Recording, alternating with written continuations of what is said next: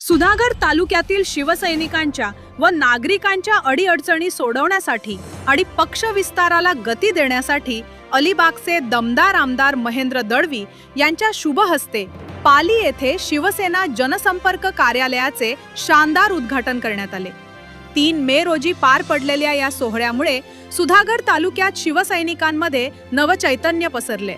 हे कार्यालय पाली येथील अपोलो टायर्स व शेळके कन्स्ट्रक्शनच्या शेजारी सुरू करण्यात आले असून यामुळे आता स्थानिक जनतेला आपल्या तक्रारी आणि समस्या मांडण्यासाठी हक्काचे व्यासपीठ उपलब्ध झाले। तसेच यावेळी सुधागड तालुक्यासह पाली शहरातील पदाधिकारी व कार्यकर्त्यांची आमदार महेंद्र दळवी यांच्या हस्ते नियुक्ती करण्यात आली।